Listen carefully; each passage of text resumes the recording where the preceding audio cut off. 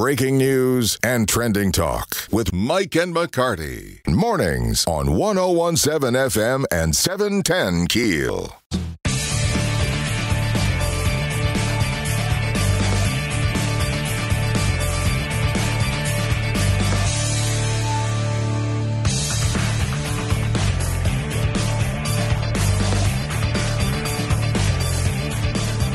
.101.7 FM, 710 KEEL, Mike and McCarty and Ruben. Ruben, who were you with all weekend? I was with Josh Martin. So he's some Houghton boy. Houghton boy made good. He's a voice that is, he does so much. Dragon Ball Z, one of the biggest animated series on the face of the earth. He does the English dub for. Right. He works for Crunchyroll. Yeah. Yeah. Well, I talked to one of the directors of the other studio.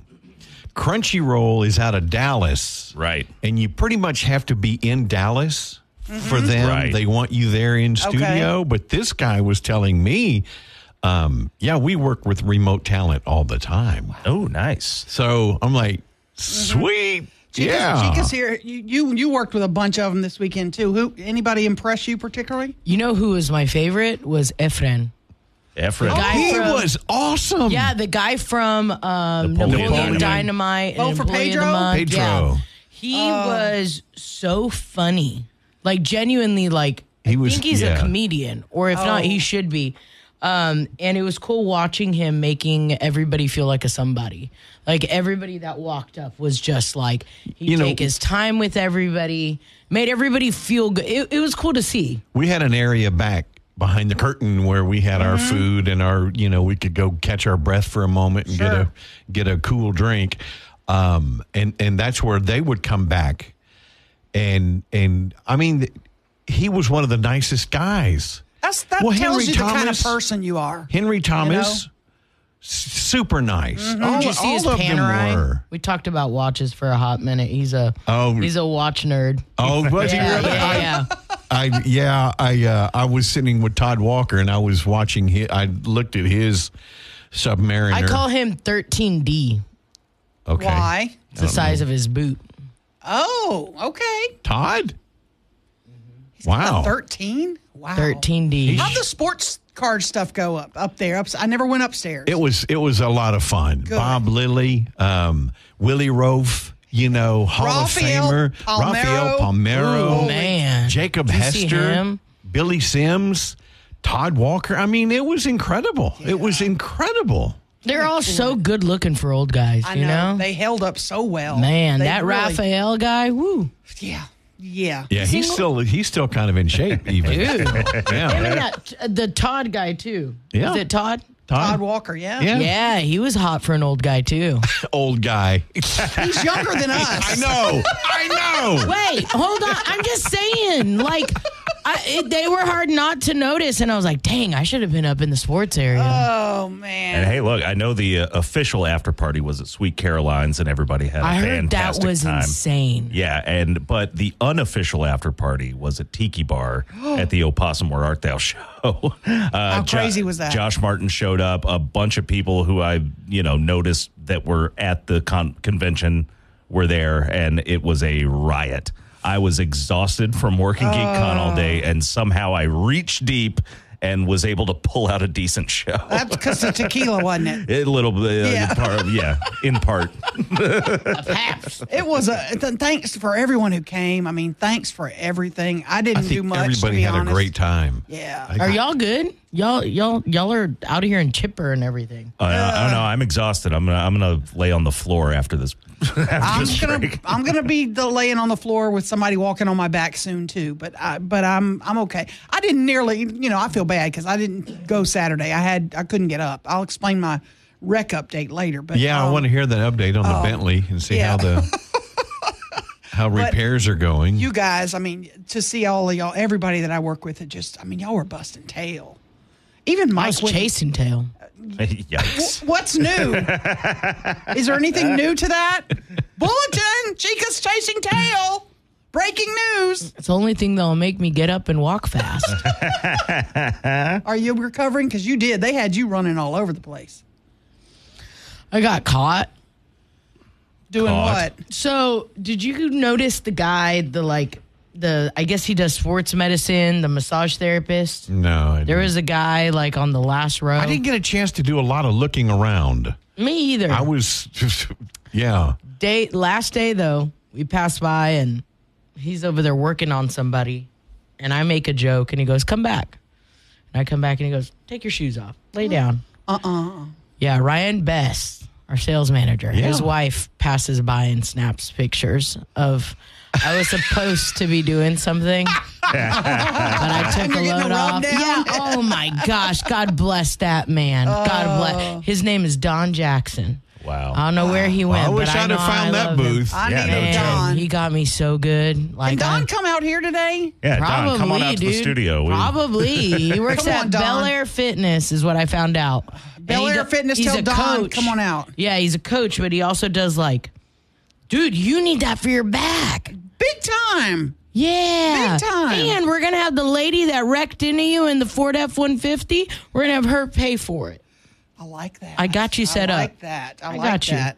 Perfect. I'll give you a rec update. Yeah, we got to do a rec update because I kind of laughed when I heard the. I don't even want to repeat what the detective told me. I know. Yeah. Good work, though, detective. Well, kudos to everybody. Greg Adams, who spearheaded this whole thing. Should we call him up? Sing to him or something? No. But I'm going to tell you, he just put his hair out from being on fire. He just got it out. Eddie, the celebs that I worked with and was able to talk to, Steve Downs, the Mustard Chief. say that again. Master Chief Steve Downs. We're going to take a job, Steve Downs. Yeah, I wish. I told y'all Billy Zane was evil, didn't I? Hey, you're not allowed to talk about that. I'm not? But what a prima donna, for real. Who told y'all? How'd you know, though? Yeah, he was the biggest upset, wasn't he? Well, it was, I'm not going to say. Because he was nice to me. He was, one-on-one. He was nice to me, too. But Efren Herrera. Just because they're Mexican doesn't mean they all had the same last name. Steve Downs, everybody said, It was, he goes, you guys were on point. Mm-hmm. Everything was run so well. It was so well organized. Nobody had any complaints that I spoke with, I was at the front desk. I got a few complaints. Could have been. I'm talking from the celebrity's point of view. Right, yeah. They could have been more people. Sure. But they were very happy with the way things were run. Okay. You can only pick one. Who is your favorite celeb? You can only pick one. From the weekend? Mm-hmm. You got to work with them all over again one weekend. Josh Martin for me. Yeah, absolutely. Oh, yes. He's the Houghton so guy. Yeah. I forget he's actually from here because he's so famous. All right, Josh Martin. Come on, Martindale. I have to say, Efren. No, only Wallace, one. Only one. And Henry Thomas. They were all so. And this ain't a Gish, buy one, get one, too. Annabeth Gish was a delight. I sat with her yesterday. You're the worst. You don't play. I didn't work with any of them. Didn't work with any of them. I was at the front. I was the complaint queen. What? Why they make me the complaint queen? Who knew? I wonder. Is that your new job? Complaint queen at GeekCon? Yeah. It was really cool, though. You know who my favorite people to hang out with were, though? Who? Shreveport Police Department had a bunch of people. Oh, out yes. there, right? What was the lieutenant? What was her name? She was Sanchez. Yes. She's the best. But I was like, hey, walk with me. Let's, they had to do some escorts and all that. But they were hilarious to watch because they were just like, what is that? And none of them knew what anything was, right? Because this is not their world. So seeing them just get moved out of their world and put into this, and they're like, well, what's that? And they point. Well, they grabbed me a lot and goes, your partner's really milking this little sideswipe thing. Yeah, they did. They did call you out for that, McCarty. That's okay. She says, I think she's already called the guy with the hat. She's yeah. I did lie to a few people that I was you. Oh, did you really? Yeah. There is that hot Horton guy. Older guy, older cop. He goes, where's Aaron McCarty? He must have been 33. He's older. No, he's old. He's like 50. But anyway, so he's old. I told him I was Aaron McCarty. Don't hit me. I told him I was Aaron McCarty, and then I told one of the guys that they brought in from like Killeen Temple. He was like, are you Chica? And I was like, no. I'm Aaron McCarty. And he goes, oh, I've done voice work. I was like, yeah, I know. And so he said, I've done, and so I was cosplaying as Aaron McCarty all weekend long. Oh, God. You welcome. needed to limp. You need to have a cane. Yeah, a walker, wheelchair, something. I'll tell you what happened with the wreck later. Get a Bentley update. Mike and McCarty, 1017 FM, 710keel.com. Let's get back to the show with Mike and McCarty on 1017 FM and 710 KEEL.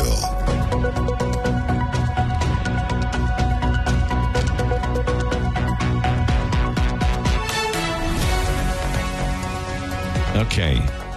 I need an update. All right, I'll give you an because update. When you first talked about your wreck, I'm thinking half your car's smashed in. I'm thinking it's not. Wait. Now it's $10,000 worth of damage. Well, it's a Bentley though, so of course it is. So the blinker doesn't work. But my dash is lit up because my lane change doesn't work, my rear controller access doesn't. I mean, everything is goofed up. So my dash is lighting up with all that crap. It was a sideswipe accident that took off on I-20. Completely took off my rear view mirror, and it went loud boom like a shotgun when we hit. And I followed the pickup truck into Bossier, got the license plate. Then cops told me to turn around and come back to Shreveport to report it, which I did. Detective calls me Thursday or Friday, and says, the vehicle's from Minden. That's where it's registered. Somebody owns it in Minden, and we're going to check them out. We're going to contact them and see, if they're going to fess up or if we're going to have to go. I thought they had a Texas plate. No, it was Louisiana. Oh. And we'll find out, what the status is. Well, later the detective called me back. Hats off to SPD, and he said the driver, Granny, the granny has confessed.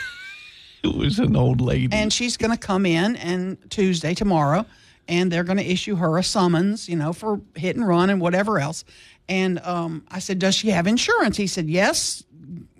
Ironically, yes, she does, because I was expecting no insurance. Right. If you flee from an accident, typically you don't have insurance. And then we looked up Granny. My son looked up Granny. Uh-huh. She's younger than I. And the cop was calling her Granny. Granny, yeah. Thanks a lot there, old detective. Yeah. Appreciate that. But you realize she's younger than me. I'm older than her. I didn't say that, but I was thinking that. I'm like, I would have. Seriously? So we have insurance. We're now going to go through her insurance for everything. And truthfully, I didn't feel bad until like Friday afternoon. My back actually froze up Friday afternoon. And I talked to my chiropractor who said, typically in a wreck, you seize up right before impact. You seize up, right? And he said, and I've always had chronic back issues anyway because I'm a big girl, and so he said that probably happened. Then Saturday morning, I couldn't move. I couldn't get out of the bed. I was so stove up. I edit this part out of the network feed, Ruben, if you don't mind. But to go to the bathroom, I had to roll off the bed. Oh, my. And swing my legs down and I had to bend over and walk to the bathroom bent over in a 90-degree angle. It was so painful. And so I'm doing heat and ice and doing all that stuff that you do. And then I was able to get up and get out late Saturday to go pick up some groceries. And then I thought, I'm going to go to GeekCon because I felt so bad. I don't like to leave people in a lurch. So she was able to get out of the house and go make her daiquiri run. But No. That was groceries. That girl needs her food. Groceries. It was fruit and veg. Yeah, but I am because it was the mango daiquiri. Yeah, exactly. It's fruit. I am going to have a T-shirt made that says big, and Ruben's going to write a song, I think. And I'm not sure what the T-shirt is. Oh, that's right. Yes. The T-shirt's going to say big boned girls with bad backs shouldn't be in car wrecks. But I might change it to fat girls with bad backs shouldn't be in car wrecks. It rolls off the tongue better. Fat girls, yeah. Yeah, I think that song could be a hit. Ruben. Sounds more like an opossum song, yeah. I think it could be a hit, yeah. But I'm better today. But we have insurance. We're going to go get mine, drop That's mine off. Great news. Up at the Yoakum place later this week to get it repaired. So I'll be in a rental piece of whatever later this week. Won't be my Bentley. Not a Bentley. Okay. They don't. Enterprise doesn't have Bentleys. They don't? No, yeah, they don't. I can see that. Yeah. Bummer. But I'm better today. Thank you. There's some, is this a law now? Is this state law changing? It's from for the real estate? It's the Real Estate Association new rules. We're going to get the details about what's changing because it's a big deal to even go look at a house now. You have to have a signed deal. Well, I'm looking forward to talking with Scott Hughes, president of the Northwest Louisiana Realtors Association, because on the surface, I'm not liking this. Yeah. It's going to save you money in commissions, though. That's the good thing. Okay, see, there you go. See, I don't know all the facts, so I'm going to take a page out of Scott's book and calm down and go, let me get the information. Okay. He'll be with us top of the hour after the news 101.7 FM 710. KEEL, Mike and McCarty. Now more breaking news and trending talk with Mike and McCarty on 101.7 FM and 710 KEEL. I know what Mike's going to be doing tonight. He's going to be watching the Democratic National Convention. Aren't you? Aren't you? Possibly, maybe. Okay, I know. Aaron, I don't think I can. I really don't. You need to. I don't think I can. I can't sit there and listen to them just blatantly, outright lie after lie after lie. But because that's all they do. John Legend's performing. Lots of other celebrities. Yeah, I set my VCR to get John Legend. I'm pibbing right now. My heart rate is going up just thinking about. It's going to be their party week. They're going to have star-studded event. They're going to bring out celebrity after celebrity after celebrity, rolling them out. See, and I don't even want to know. I don't even want to know what celebrities are there because it's going to ruin it for me. I won't be able to watch any of their movies anymore. There's going to be a ton of them. I can't watch Meryl Streep. I can't watch Sean Penn. The list goes on. And now, Sean Astin, are you kidding me? Shut your little hobbit face. Let me just enjoy Lord of the Rings. Shut up. Oh, he's really pibbing. I am. You're pibbing bad. I don't want to know. George Clooney, I still can watch. I almost said, "Oh, possum, where art thou?" Oh, brother. I'm trying to, and everybody, well, you have to separate the art from the artist. Well, no, it's hard to do. Yeah, I know. Oh, it's going to be fun. You could sit back and maybe you have your fun. Maybe you could throw sausage balls at the TV. No. Make you some sausage balls, and every time they tell a lie, throw a ball. Is there any Monday Night Football? Not that that's any better. I did watch the Saints a little bit last night. Did they win? After we got home? No. They did not? But it's preseason. Who cares? You got guys that aren't even going to be on the roster next week trying to get out there and play. I don't know why you put Patrick Mahomes in a game. Did you see the behind the back pass that he did? Unbelievable. Unbelievable. If he wasn't such a turd, I'd like him. He's a stud, man. He's such a stud. When we come back. I used to like Travis Swift, but whoa. He's turned out to be kind of growing his hair out because of his girlfriend. Yeah, he's turned out to be kind of a. I think this is take 5 of the Bossier term limits fight. We got a new chapter now. Another new chapter. If you haven't heard, we'll discuss that when we get back. Mike and McCarty, 101.7 FM, 710KEEL.com. Back with McCarty on 101.7 FM and 710 KEEL.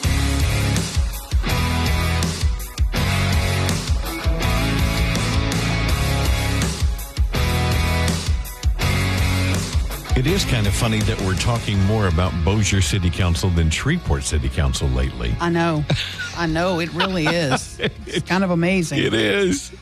The member of the Bossier Term Limits Coalition, group that's been working to get the term limits on the ballot, has filed a legal action against the city of Bossier City.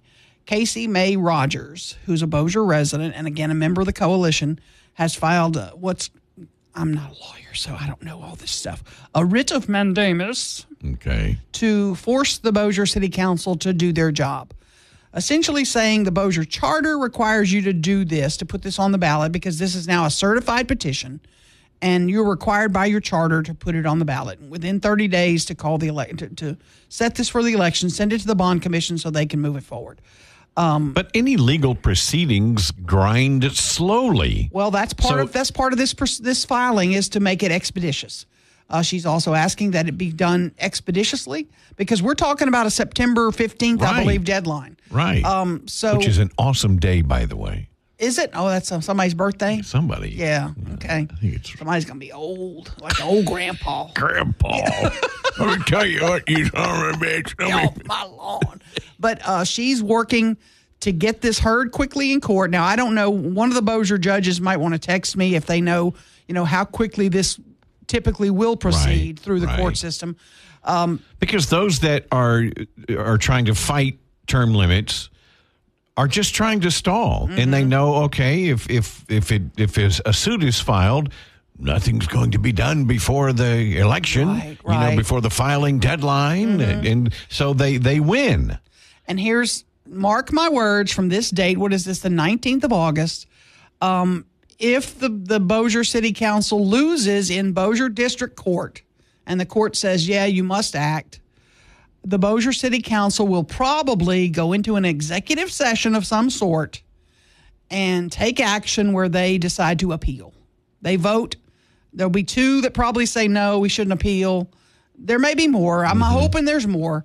And then they will appeal it to the Second Circuit, which will delay it. That will put it past the December election date. Exactly. If they do that, Bossier voters should remember. I've been saying that for weeks now.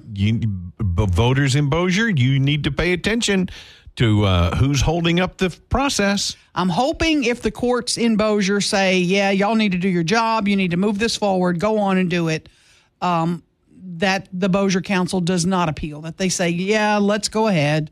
Let's let the voters decide. But, Aaron, historically, based on what they have done, do you think they're going to just go, okay?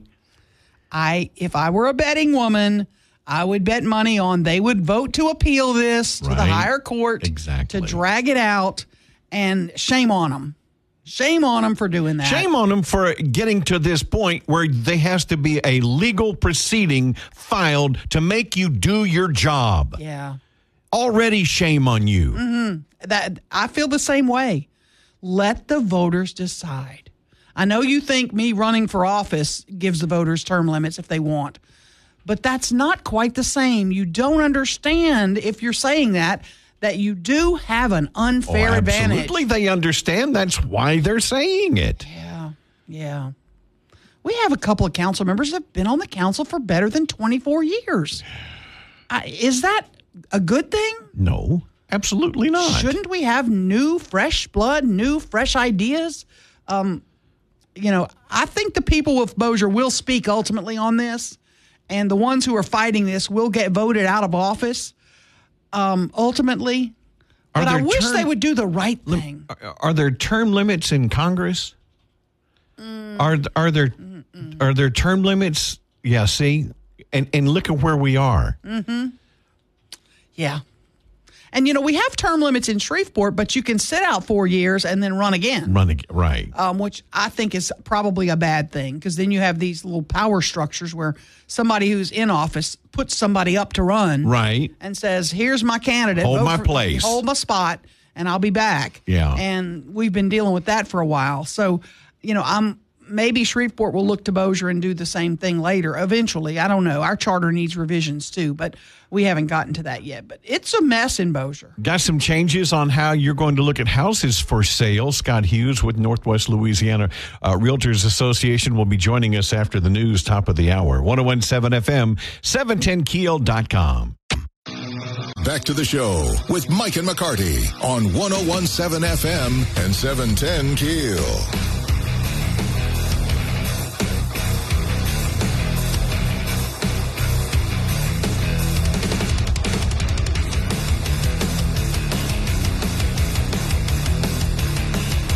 we had a great weekend, long weekend, no weekend. It's okay.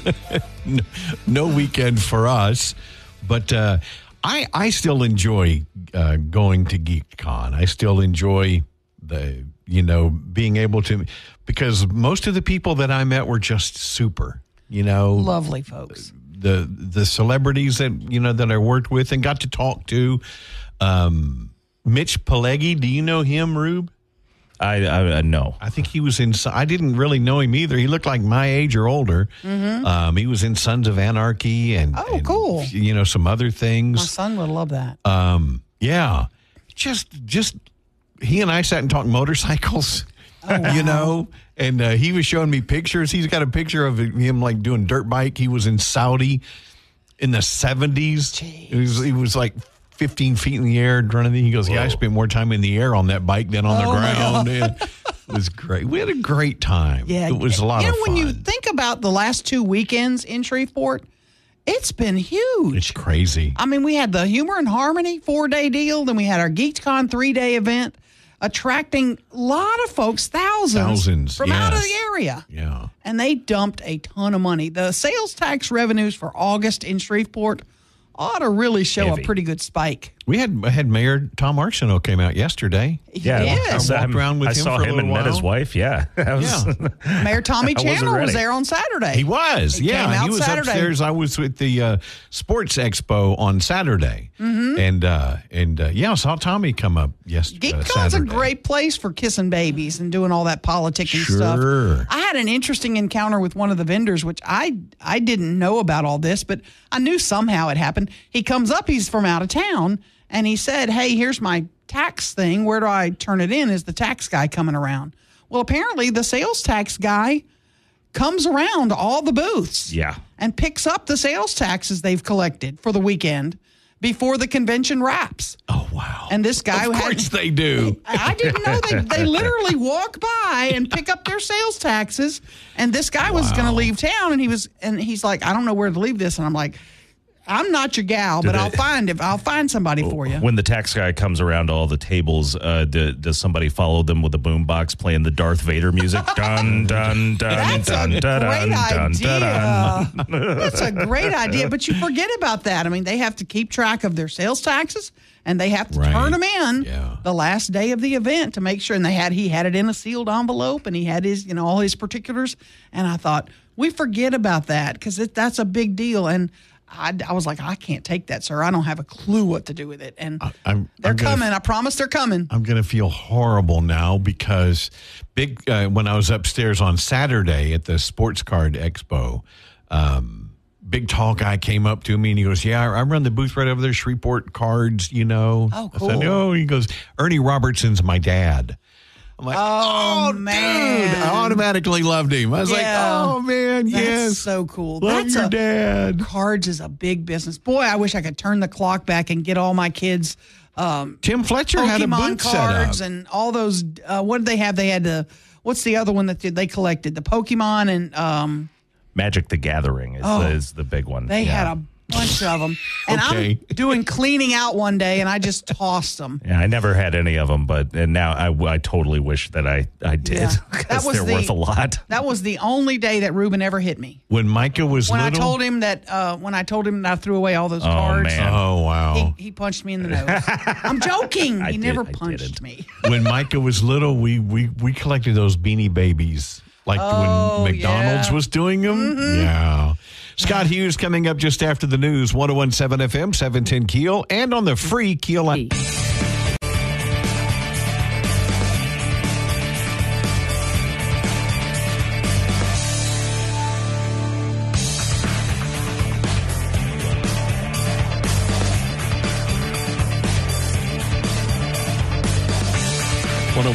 FM, 710 KEEL. Mike and McCarty in studio with Scott Hughes.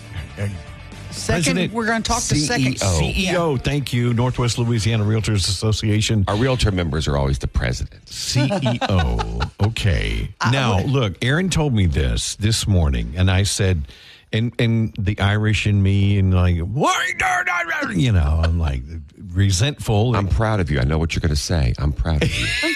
I said, let me get the information. Let me take a page out of Scott's book, get all the information before I fly off the handle, which I am prone to do. And we would encourage all consumers to get all the information about what we're about to talk about. It's so important to take a breath and just let me explain what has now happened. What had happened was you have to sign with an agent. You have to sign a contract before you can even look at a house.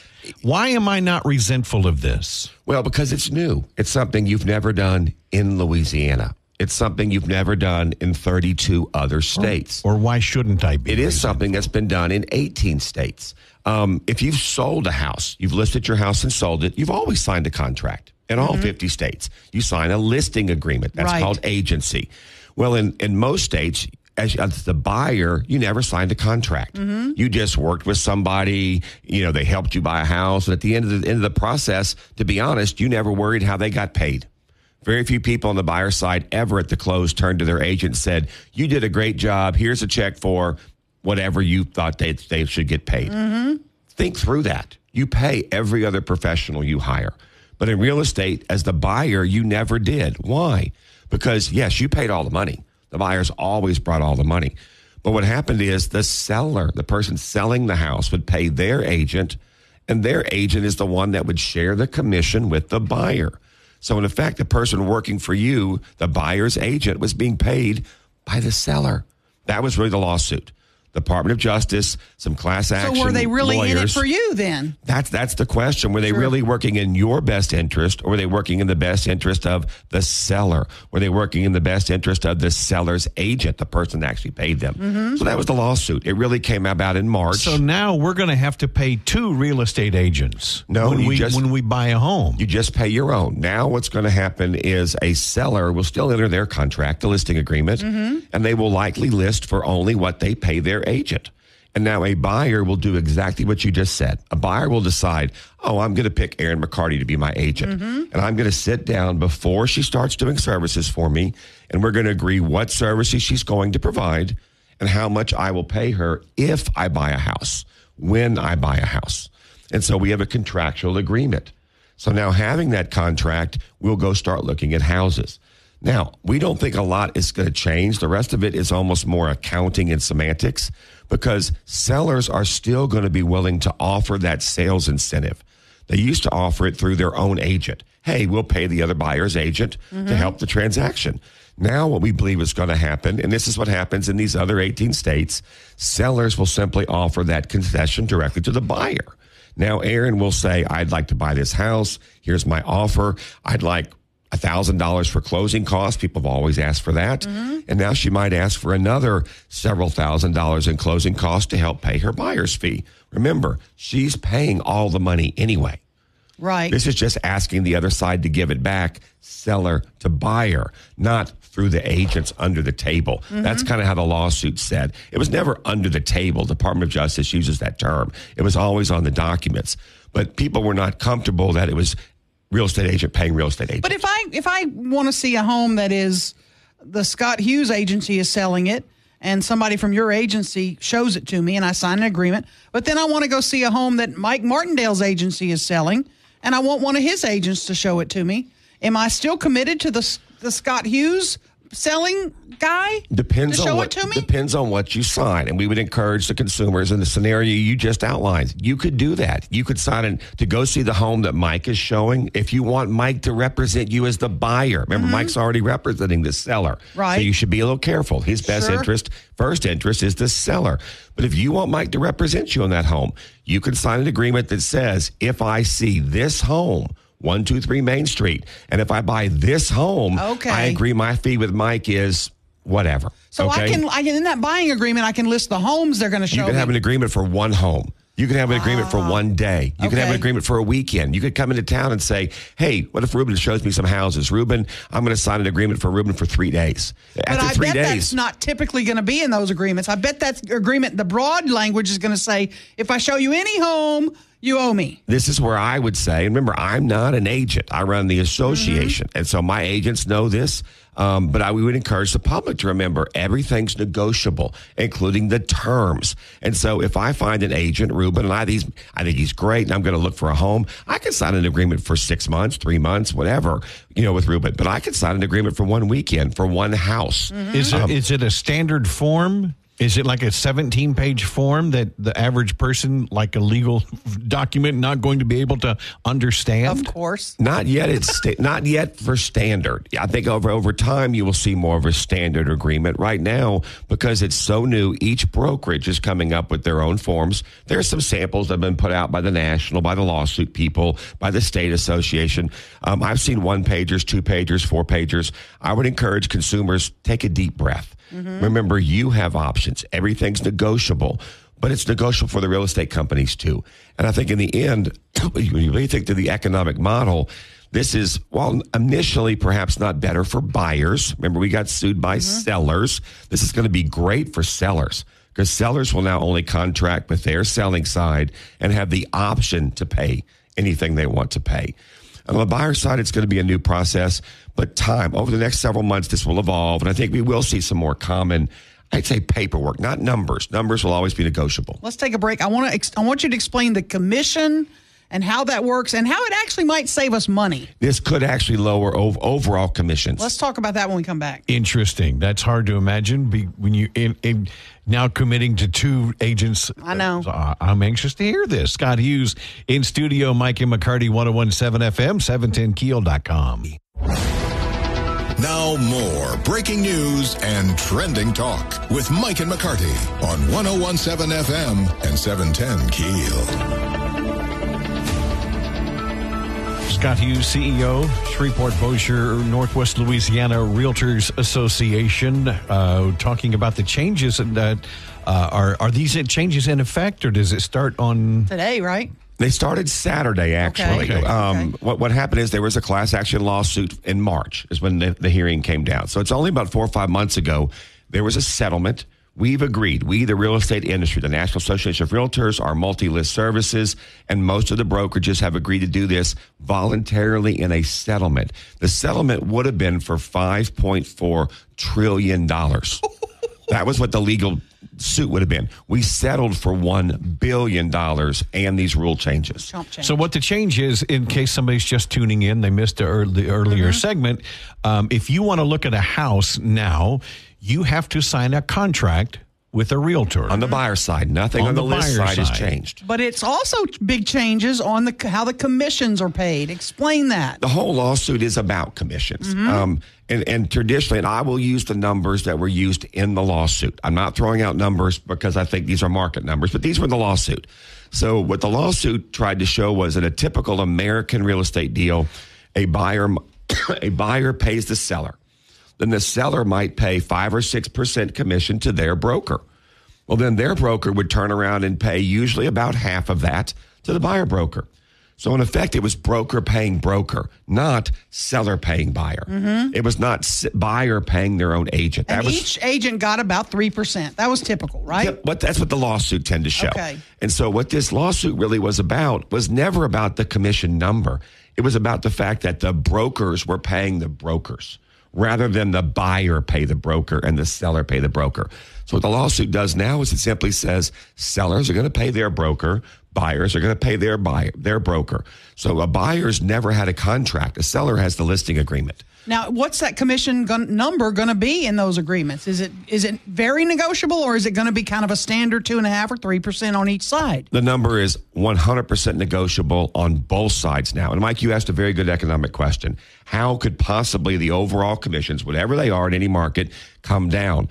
The reason that we believe they'll come down, the reason the lawsuit was filed is right now there's really either no negotiation or one negotiation. The negotiation was between the person selling the house and their agent. That was the whole negotiation. And that set the fee for everybody. Now they will negotiate what they think the selling agent, the list agent's worth. But there'll be a second independent negotiation of what the buyer agrees to pay. The buyer will negotiate what they agree to pay their own agent. And so with 2 negotiations going on, it's very likely you will see overall fees come down, especially that buyer's fee, which has never been negotiated. Will you see the real estate companies try to get a standard. Hey, it's going to be 2.5%. Try to keep all your deals at 2.5% or 3%. Let's try to keep it standard. Is that what the real estate companies will probably do? I don't know what they'll do. What you typically see is when you say a real estate company, now a real estate company, ABC Realty, they will probably have a policy of what their agents in that company do. Now, what you will not see is company ABC get with company XYZ. That's collusion, and that's never happened. But I think what you see over time is markets, free enterprise. Markets move toward a price point. It does cost a certain amount of money to help sell a house, to help list a house. And the analogy we always use is you pull up to any gas station in a market, and 3 stations on the corner all have a gas within a penny of each other. So over time, markets do develop a price. And so I do think, though, in fairness, you will see more price differences with this system because you'll see different ways to deliver service. Some people, particularly on listing a house, will not change very much. Listing a house is still doing everything you do to list a house. The helping a buyer is way different.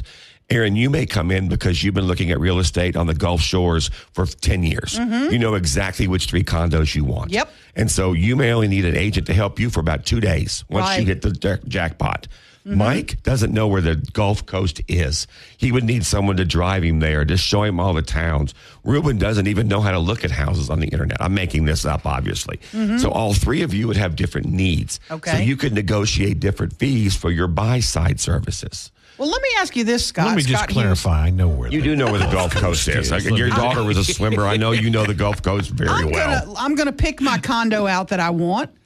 I'm going to then go price shop agents, and I'm going to call Caldwell Banker. What's your buyer's fee? Can I get you to 1%? Bingo. Then I'm going to call, XYZ Realty and go, hey, I want to buy this condo. I want you to show it to me, but I want to pay you 0.5%. Or is that going to be the calls I make? Exactly. And that's why I say we don't think the list side is going to change that much. Nothing's really changed there. You may just contract now for your agent, not for the cooperative compensation. But on the buyer side, what you just said is 100% correct. Buyers will now have the flexibility to negotiate. Mike, this is why it's going to go down, because many will do what you said. Many will say, look, I'm going to look at 2 houses. If I buy one of these houses, I only want to pay you X, a percentage, a flat fee, an hourly rate. What agent will show it to me at that rate? And there will be agents. Some will say, Aaron, I want you to sign a 6-month contract and pay me 110%. Okay, ridiculous number. But some will say, Aaron, that's 2 days of work. I'll charge you this money for that. And if you don't buy a house in 2 days, this contract's null and void. Okay, you get options now, and that will bring price down, especially on the buyer agency side. Again, take a deep breath, let it work out. And they've done this in 18 states. Louisiana and Texas are now 2 more states that have added buyer agency. Okay, there are some things. If I'm buying yard equipment, I'm not going to buy the cheapest piece of yard equipment because I don't want to sit out there and pull 15 times for my, store brand lawnmower to start. No, and you mow in the middle of the afternoon when your equipment's going to need to be good stuff. Absolutely. I mow when I can mow. I'm telling you that. So is this, I'm willing to pay. I'm willing to pay more for quality. Is this going to be the same thing with real estate agents? I mean, if you got somebody that's going to do it for a 0.5 point or 1%, we believe so. You've always had agencies that got somebody that doesn't really care. And that you've always had agencies that will charge you full service. You get full service. You've also had people now that will just charge you 1 fee to list your house. $400, I'll list your house. These flat fees, they're called flat fees. You've also always had the ability to sell your house by owner, and we fully support that in the Realtor Association. You'll now have the same thing on the buyer side. You'll have some that will provide full service, Cadillac, pick you up in the Bentley that Miss McCarty wants, and they'll wine and dine you and treat you and do whatever. You'll have some that say, fine, call me when you want to see a house. I'll open the door for you. Here's what it'll cost you. You'll have some which will just do the paperwork for you. They'll just help you file your own deal. And then you always have the option to do it by yourself, to buy a house by yourself. But the key now is if you want to do it by yourself, you need to be very careful because that person, that's the listing agent, really can't help you. They can't really give you much because you'd have to sign a contract with them. That's called dual agency. They're working in the best interest of the seller. We have for sale by owner. can we have buy owner? I want to just go see it on my own. I don't want an agent. I just want to walk in your house. That was my next question. Why do we have to involve two agents? There's already an agent that's listing the house. You can't do that. You'd be working with the listing agent. You need to be careful. They're going to make you sign a piece of paper to specifically say this person's not my agent. Because remember, they may show you the house, but they're working for the seller. Okay. And they can't help you with the paperwork. That's where people always say, I want to buy by myself, but they end up turning to the agent to help them with the paperwork. Now you have to do the paperwork yourself. And if you bought a house, the paperwork can be a little overwhelming. Yeah. I want to talk term limits in Bossier. Can you stick with us for that? Oh, I'd love to do term limits. Okay. So put on your other hat now. Scott Hughes in studio, Mike and McCarty, 101.7 FM, 710 KEEL. Big stories of the day with Mike and McCarty on 101.7 FM and 710 KEEL. Okay, Scott Hughes had to run out to his car real quick. He took off his real estate hat and he's grabbing his political consultant hat. We're going to talk to him about term limits in Bossier coming up right after the break. Okay. 101.7 FM, 710 KEEL, Mike and McCarty. Of Mike and McCarty on 101.7 FM and 710 KEEL.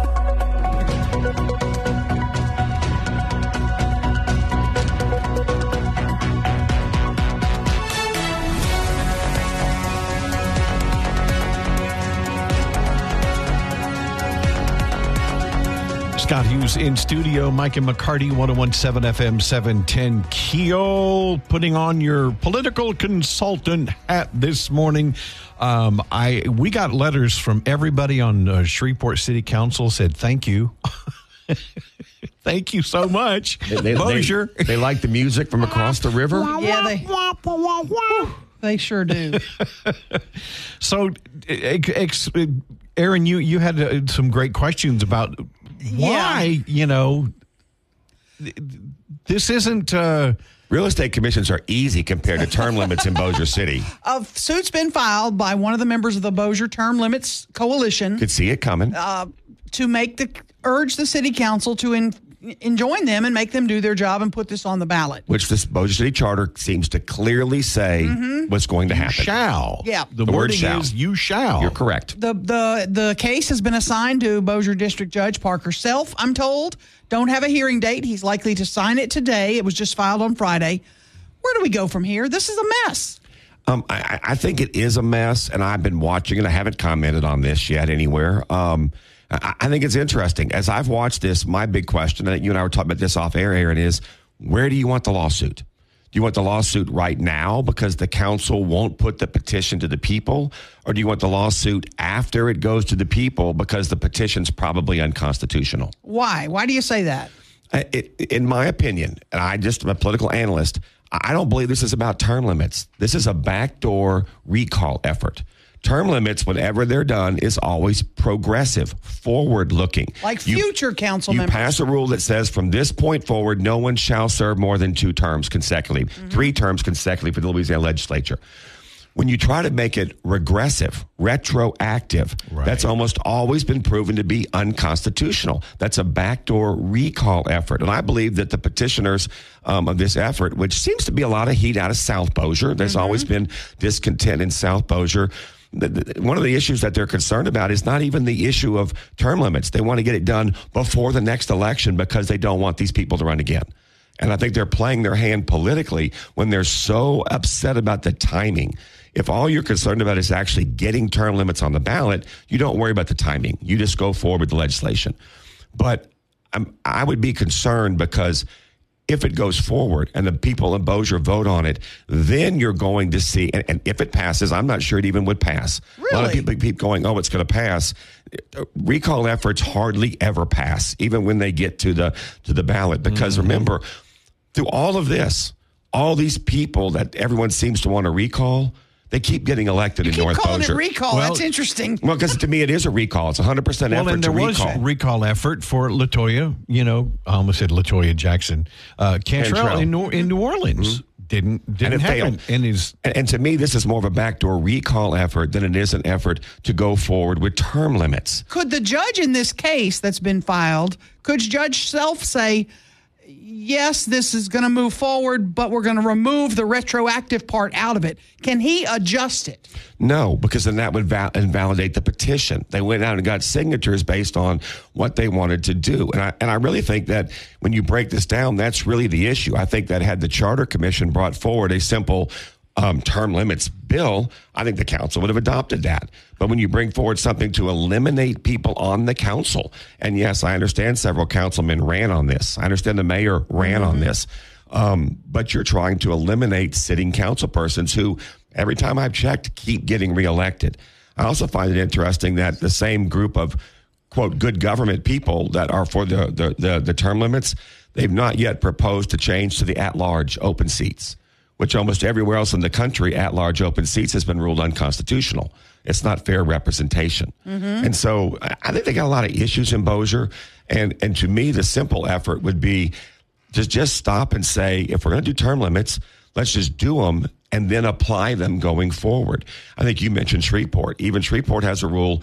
Yes, there's two term limits, but then you can run again sitting out 4 years. If you sit out one term, you can run again. You can never run again.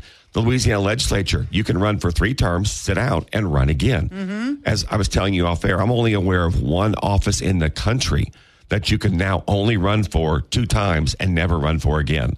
And that's President of the United States. And that's in the U.S. Constitution. Believe the 22nd Amendment. So I think any local municipality trying to limit specific people who can serve, definitely retroactive, is going to be a problem. But then the answer to this, if it does get delayed, where these folks are eligible to qualify in the spring and run next year, and then term limits is put on the ballot, is that the answer?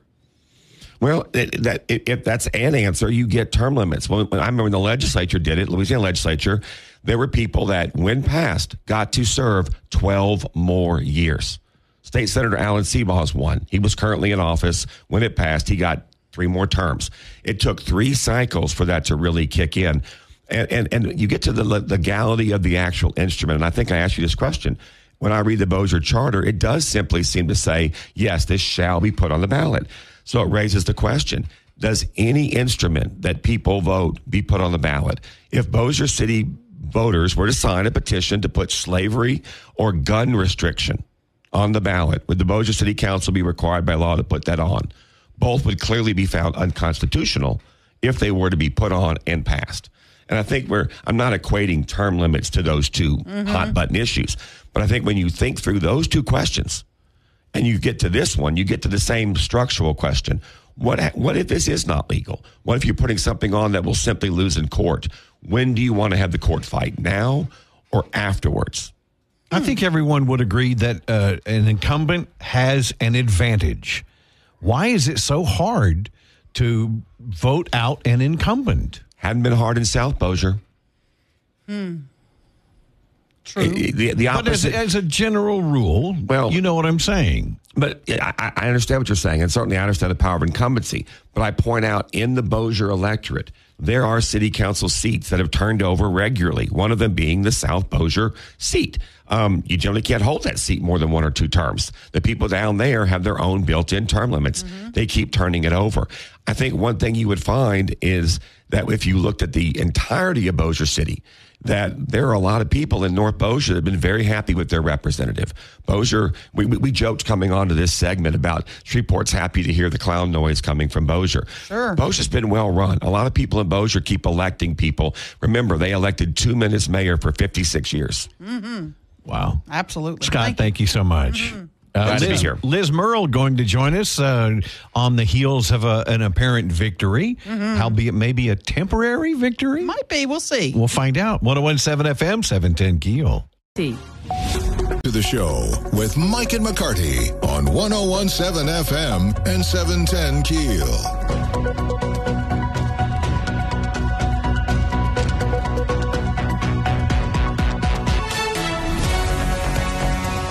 101.7 FM, 710 KEEL, Mike and McCarty. All right, we got Liz Merle coming in after the news. Real quick. Yeah. Go over what this is a temporary victory? That's what I'm hearing. I need to do a little more work on it. It's the Title IX fight, and the Supreme Court rules in Louisiana's favor, which essentially means you can't open up our bathrooms in schools to boys and girls using the same bathroom. She'll explain what it means and why it was temporary and what happens now, but it looks like it's a victory for Louisiana, in the early stages. But again, we'll have to get details from Louisiana's Attorney General, Liz Murrill, which, I didn't know if she'd be available this morning. I actually texted her on Saturday or, shortly after the ruling, and she's always available for KEEL, she said, which is kind of cool. So even though she hasn't accepted my friend request. Stop. By the way, go look at her page. She should keep the puppy. There's a puppy. She puts who doesn't love I'm not looking at her page. Damn it. Not my friend. I really had a puppy. Speaking of puppies, I had a puppy moment this weekend where a friend of mine had some Yorkie puppies, full-bred Yorkie puppies. They were giving them away. And I was looking, going, oh, my God, they're so cute. And then I thought, Bo might eat that puppy. Yeah. Perhaps. See, that's our problem. There were a couple of dogs at the Humane Society of Northwest Louisiana that we were like, you know what? We'd take these in.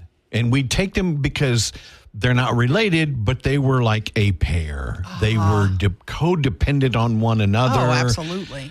But we can't because my dog will eat your face off. Yes, that's not a good thing. She doesn't work or play well with others. The only reason we were able to keep our cats because they were kittens. Oh, yeah.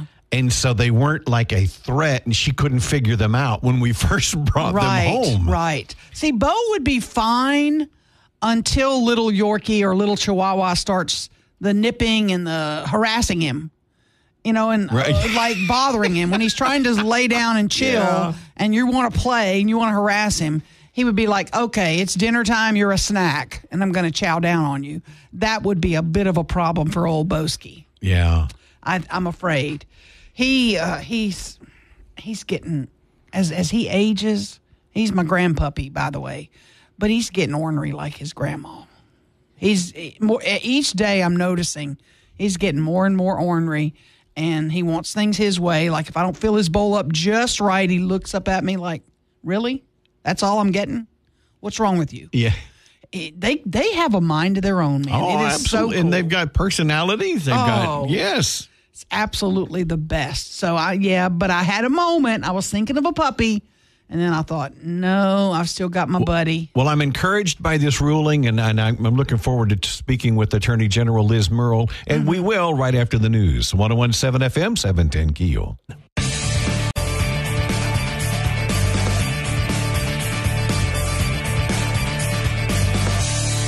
All right, I'm looking at Liz Murrill's Facebook page. Look. Friends with Aaron McCarty and Robert. Leave this woman alone. She's friends with Louis Avalone, all my friends, Royal Alexander. Leave this woman alone. She's busy. She had John Atkins. She hasn't accepted my friend. My feelings are hurt. My feelings.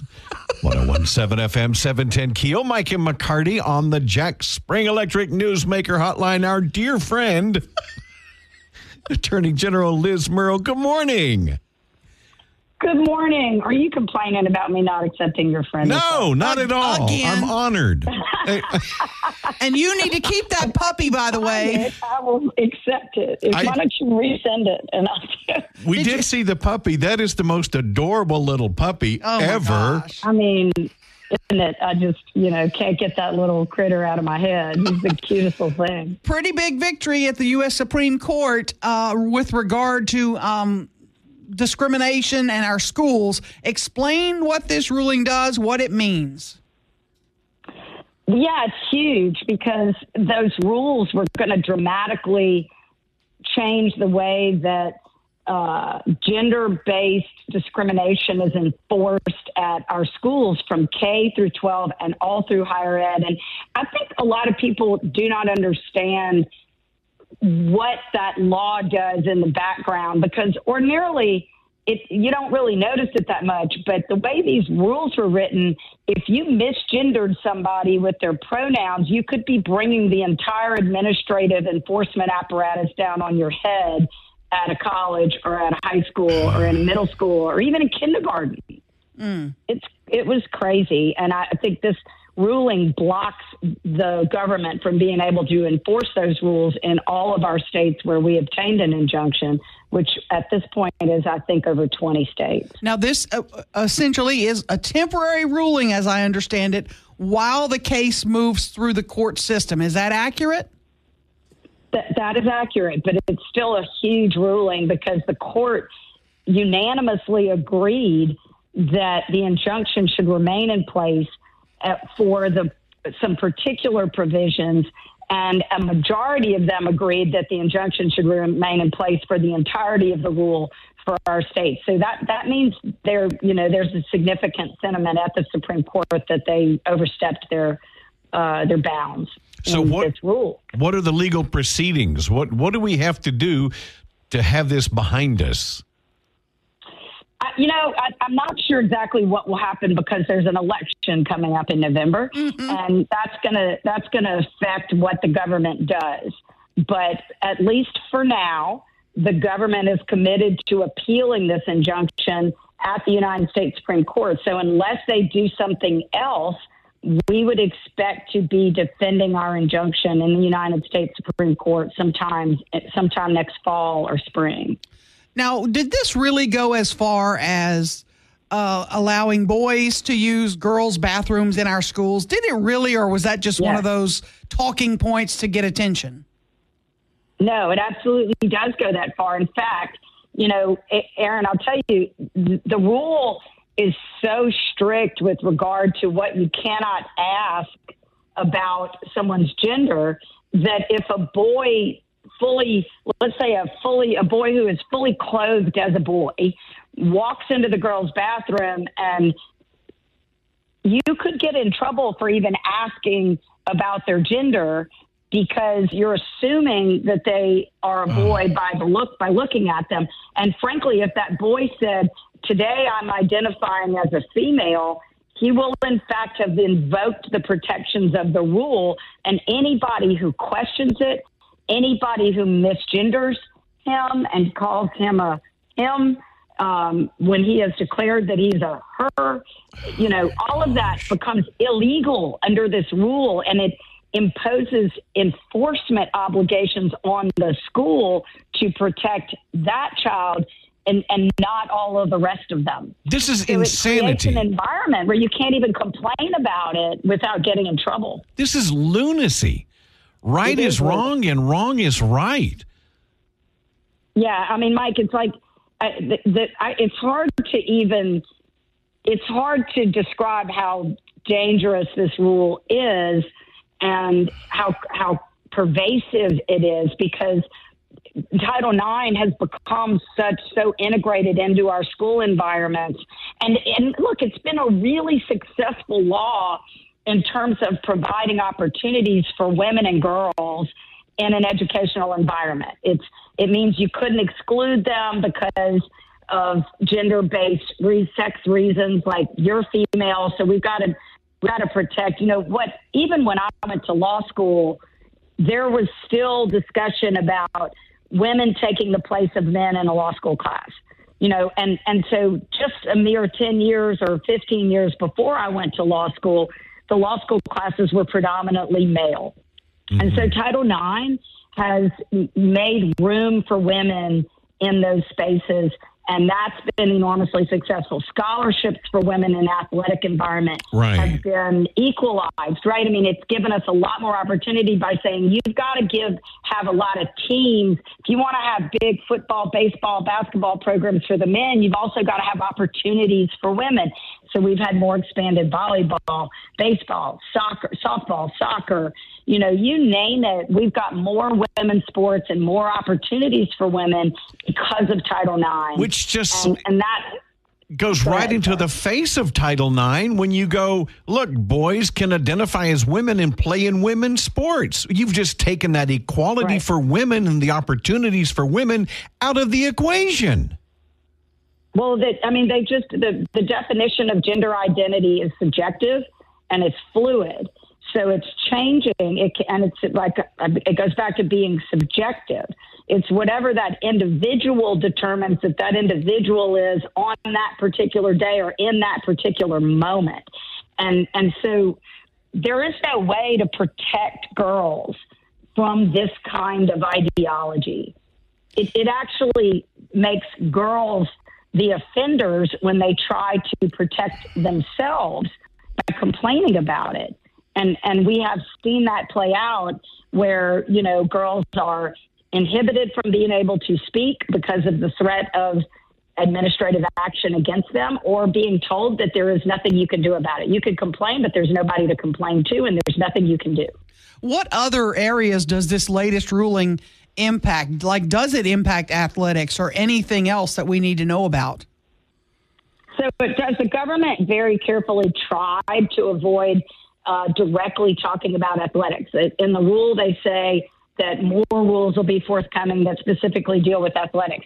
But the way they wrote these rules, they are broadly defining what our obligations are in an educational environment. So there's no scenario where they're going to issue a rule for athletics that contradicts what they wrote in this rule. They can't come back in athletics and say, girls are girls for athletic purposes and boys are boys for athletic purposes, but girls aren't girls for the bathroom. Like, they can't say that we can allow boys into women's bathrooms, but we don't have to let them on our athletic teams. Like, that doesn't make any sense. It's a more private and a more, individualized, recognized space for privacy for dorm rooms and bathrooms and locker rooms, and have been directly recognized that we're entitled to privacy in these spaces when this law was debated in Congress. So I just don't see how they can take that position in the rule and then come back later with a rule on athletics. Yeah, and somehow none of it makes any sense. Liz Murrill, Attorney General for Louisiana, can I ask you an inside baseball question before we let you go?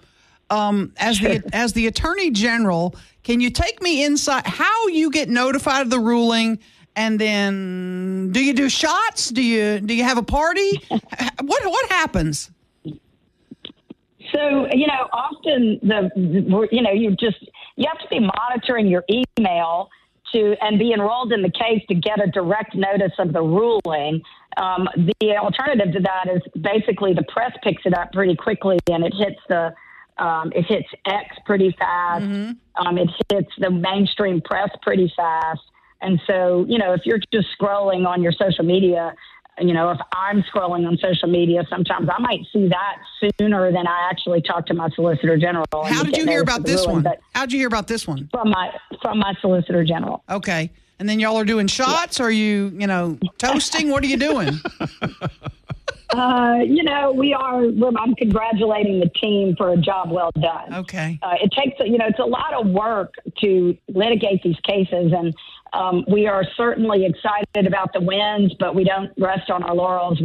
As soon as we get that win, we're looking forward to the future and continuing to defend the rule because the fight's not over. Liz Murrill, Attorney General. Enjoy the Democratic National Convention tonight. I know you'll be glued to it. Yeah. About like I will be. Thank you so much. I'm just going to say it's very different from the Republican one. Yeah, just a bit. Yeah, Liz, thanks for being available to us. We appreciate you. All right. Thanks, y'all. It's good to see you. Have a good week. You too. 101.7 FM, 710 KEEL, Mike and McCarty. Breaking news and trending talk with Mike and McCarty on 101.7 FM and 710 KEEL. Okay, we did get a message. Let me say this real quick. We did get a message on the Shreveport Security Systems message board.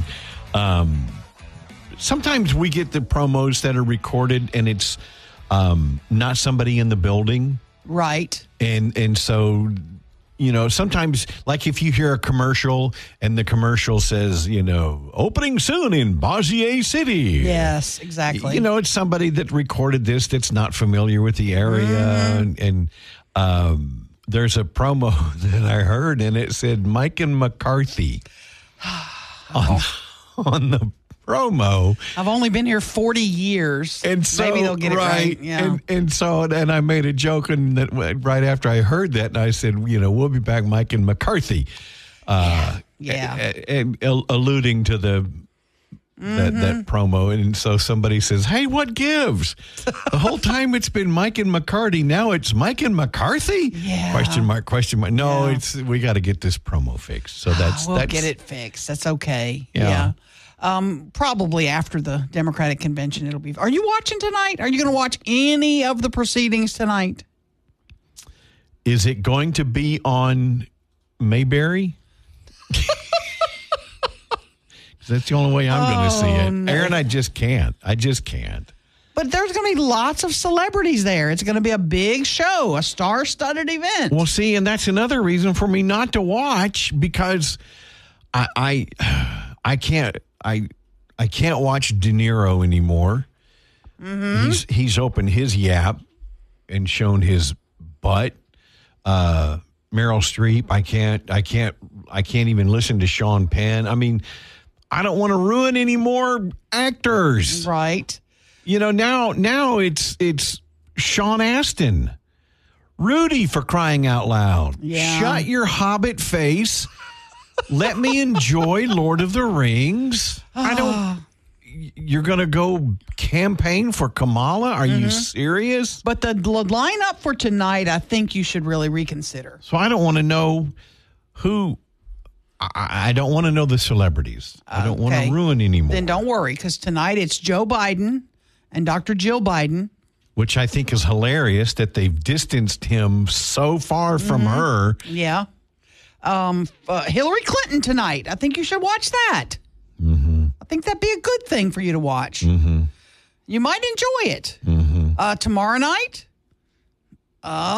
Michelle Obama. Oh, I can't wait. I think Barack Obama's going to be there, too. Also tonight, the mayor of Chicago, Brandon Johnson's going to be speaking. It's going to be a star-studded event. Lots of superstars from Hollywood will be performing and speaking, and it's going to be just a big party for Kamala Harris. And they're going to have a big event. Chicago, you sound so enthused. You should at least try. I'm not. Unless you want to do the show by yourself. Because my wife will call and go, yeah, well, it happened. He had a stroke. He stroked out. He had a stroke. He's on life support. Yeah, he's in ICU. Yeah. Well, we'll see how it goes. It's going to be a big week in Chicago. You know how the Republicans had their glow for their week. This is glow week for the Democrats, and I'll be watching some of it. I'm not telling you I'm watching every speech. Who's never received one delegate vote. Oh, yeah, there is that. So we'll see. I do, hopefully we can chat with some of the Democratic delegates to be on the show tomorrow or later in the week, because we'll try to be fair. If they want to reach out and they want to talk to it. Are you going to be sick those days? Oh, I'm not feeling well. You're bad. At least let's see how they're feeling, how they're doing, how much fun they're having, who they liked, who they didn't like. Let's see how it goes. I know you're looking forward to that. If you're listening, you're looking forward to that. Yeah. I'd rather watch rerun. Never mind. Toenails being clipped? Yeah. I know. Or what is that? Ruben, have you ever seen that Dr. Pimple Popper? Oh, no, God. Yeah, my wife's into that, and I just can't. I know. Disgusting. I can't either. I'd rather watch that and then watch them do it. Stop it. I don't. Ew. People are eating breakfast. Stop it. It's disgusting. 101.7 FM, 710 KEEL, Mike and McCarty. Back with more of Mike and McCarty on 101.7 FM and 710 KEEL.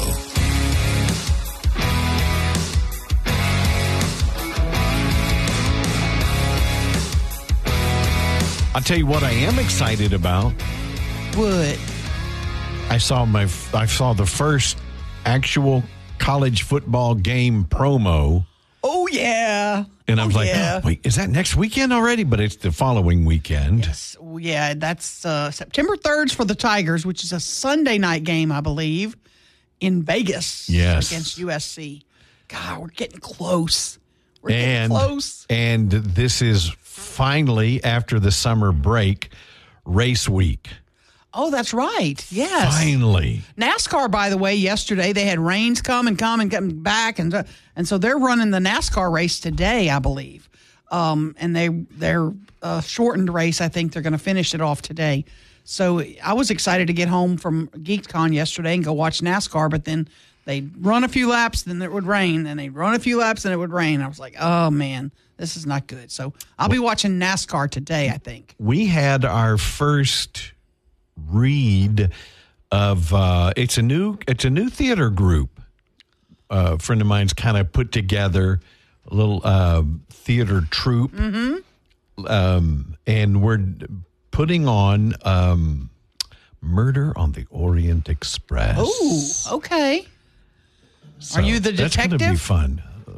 That Hercule Poirot? Are you that character? No. Okay. No. That's honestly, Aaron, I don't want to commit to something huge. Right. Right. Getting up at 4 a.m, I don't want to be at rehearsals till 9, 10 o'clock at night. No. That movie, that brings back so many memories because in 8th grade, it was a big deal that they would take the 8th grade class to a movie. And it was a big deal.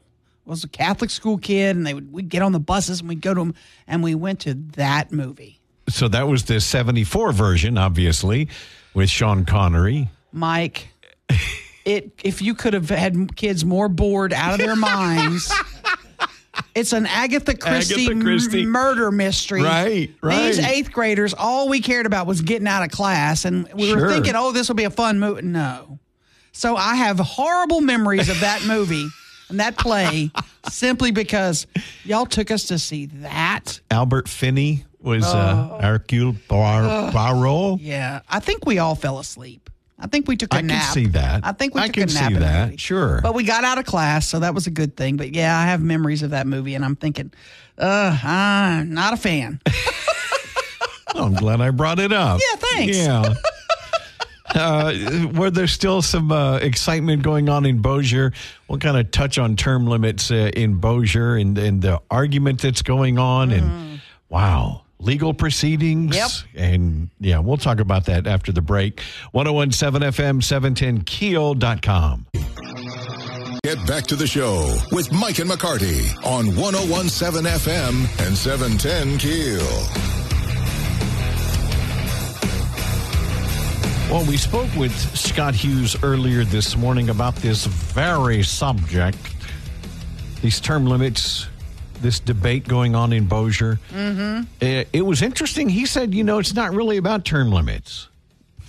It's about a recall effort. That's what he calls it. I don't think the Term Limits Coalition would agree with him. I think they strongly disagree with him. But the fact that they put the term limits to be retroactive, he says the petition may not be constitutionally legal. Right. But I disagree a little bit with Scott in that it doesn't remove someone from office. A recall typically removes someone from office. Right. You're doing a bad job. I'm recalling you from office. What it does, though, is says that if you're currently in office, you are under this term limit measure, so you can't run again. So there's a little bit of a difference between a recall and the term limits being retroactive. That's what I would say. It would mean if it were put on the ballot and passed in December that the current council members who've already reached their term could not run again. Right. It doesn't remove them from office. Right. That's a good wouldn't point. remove them prior to them qualifying again. I don't think it comes in and says, hey, you've already served your 8 years, so you're out. You've got to resign. Yeah. I don't think it does that. If it does that, somebody needs to let me know. But it's been assigned to Bossier District Judge Parker Self because now one of the Term Limits Coalition members has sued the city of Bossier saying you need to do your job and put this on the ballot. And they want it on the December ballot. And yes, again, they want it retroactive so that it would impact existing council members so they couldn't run again. Judge Self is likely to sign that petition today and then set a court hearing.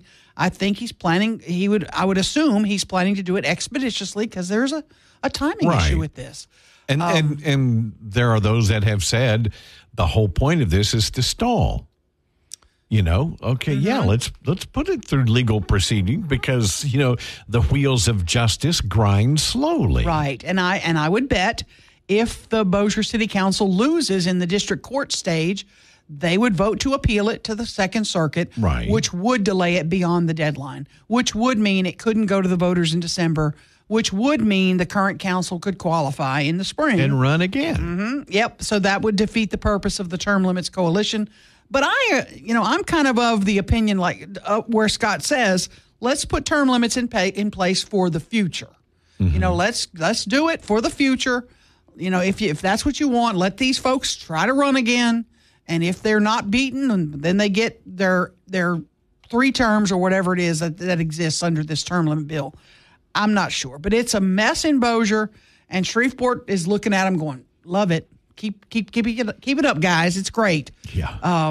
But it's been kind of embarrassing at some points. And wasn't another condition was you run for your 2 or 3 terms, and you can't ever run again. Yes, exactly.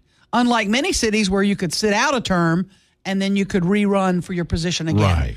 Which has happened several times. Oh, it happens a lot in Shreveport. Yeah. A ton. A lot of them sit out and maybe they run somebody and they that's support. been going on for years. Yes, Joe Shine and Hillary Huckabee would. You bet. Yeah. Now James Green has done it a few times, so it happens a lot. Bossier would say, nope, you get the 3 terms and then you're done. We'll see what happens. It's headed to the courts in Bossier. I assume we'll have a quick ruling from the judge, and we'll see where it goes from that point. It's just quite a mess in Bossier City. So you think that it'll be a quick ruling then? I expect so. I expect the judge will, hear the case real quickly, rule on its merits and whether or not it's, but then again, like Scott said, those who oppose it will probably fight it on their end as well. And if term limits ends up passing in its existing form, which makes it retroactive, he thinks they may sue based on that, saying that's unconstitutional. Right. So I don't think this is the end. I think this is chapter 5 of a 30-chapter book. Never a dull moment. 101.7 FM, 710 KEEL, Mike and McCarty. Now more breaking news and trending talk with Mike and McCarty on 101.7 FM and 710 KEEL.